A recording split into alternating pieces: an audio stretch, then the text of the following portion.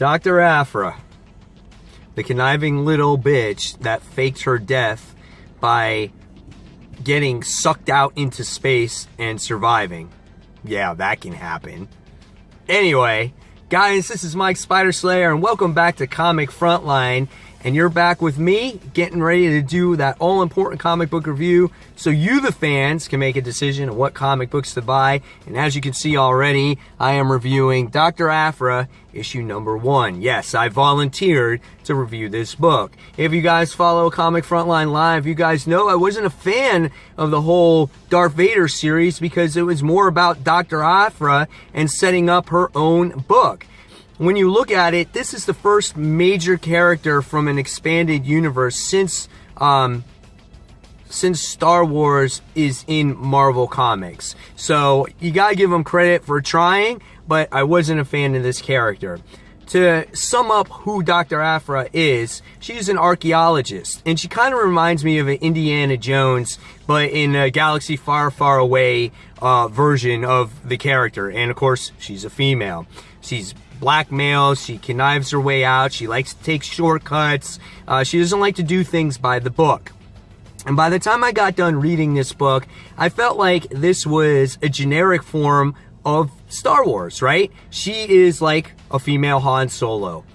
We have the droids, who are copies of C-3PO and R2-D2, except one kills everybody and one likes to, do violence. And then you have a Wookiee as well.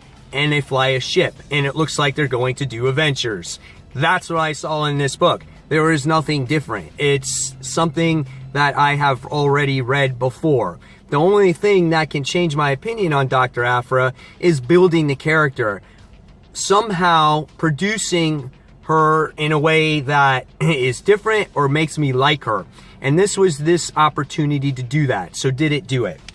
So, first off, the book is written by Kieran Gillen, and the artwork in this particular issue is done by Kev Walker. Now, the artwork is not necessarily bad, but when I see this cover art, Dr. Aphra looks very mature. She's a young, good-looking woman, and when you see the artwork in the interior art, she doesn't look the same. We all know that cover art is different, but she doesn't look like a woman. She almost looks like a kid. I just didn't find that right. The droids and they look good. 000 and BT, they're okay. You get some other miscellaneous characters in here that are okay looking, but there's art that didn't really impress me. I wasn't like, oh my god, this is fantastic, right? It just, I felt like it was okay, it was there. So, what did I think about this overall story? Well, in this story, you get to see Dr. Aphra kind of, go back to her archaeology ways, but she does things in the wrong fashion. She gets to, she winds up working with a partner and finding this specific artifact, and instead of doing it herself, she backstabs the person, winds up killing him. And it winds up getting this artifact. And she feels that this artifact is the big score to settle a debt. Now, where have you seen that before? Hint, hint, Star Wars. When Han Solo sits there and talks to Jabba the Hutt or Greedo about paying off his debts. Well, Dr. Aphra does the same thing here by telling this person or creature or whatever he is about paying off his debts, or she's going to get killed. Again, it's something that we haven't seen before. And what happens is she has her, the Wookiee that's by her side, and she sets things up to where she actually kills the guy that was, after her head. So we've seen that before.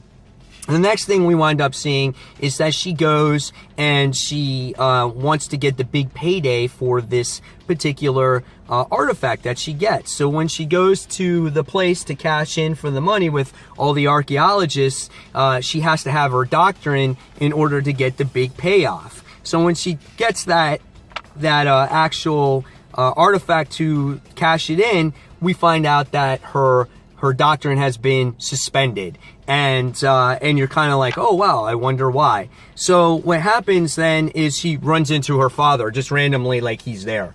And so after that, you wind up getting a backstory of her being in college. And just the same thing in college, we wind up finding out she has this professor that he doesn't like her because he doesn't like the way she represents herself, how he cuts corners, and things like that. And he just sits there and says, oh, you're never going to make it in archaeology.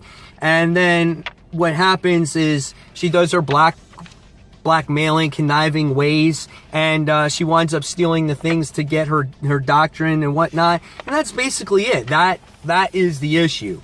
So what did I get out of this issue? The only thing I got was, okay, her license has been suspended and somehow she's got to get it back, or her doctrine's been suspended. And we got to find out, you know, how she got her doctrine basically as well. But my whole thing with this book is, why should I care? Why do I care about this character? What's going to make me like her in the long term? How long can we see her blackmail before it gets old or whatnot? I didn't find it very intriguing, in my opinion. It was just there, and it wasn't anything original. We've seen this character before.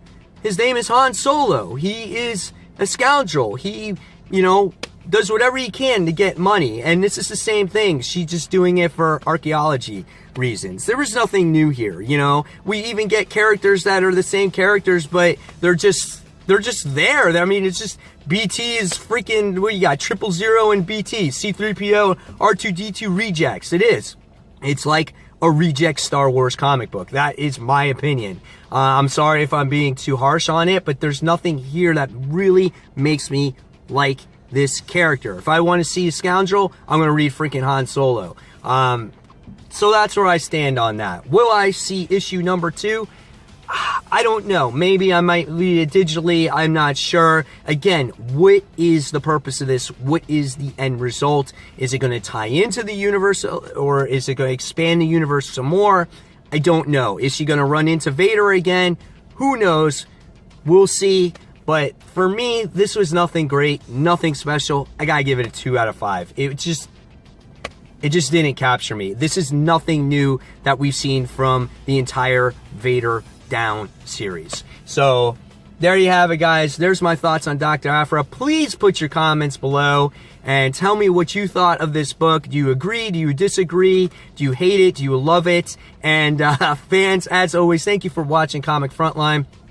Don't forget to check out all the other Frontliners reviews, hauls, and our live show each and every Tuesday night, 9:30, 10-ish p.m. Eastern Standard Time. If you like what you see and you want to see more, we have a donate button on our banner for PayPal. And fans, as always, thank you for watching Comic Frontline. Thank you so much for your support, and take care. Bye.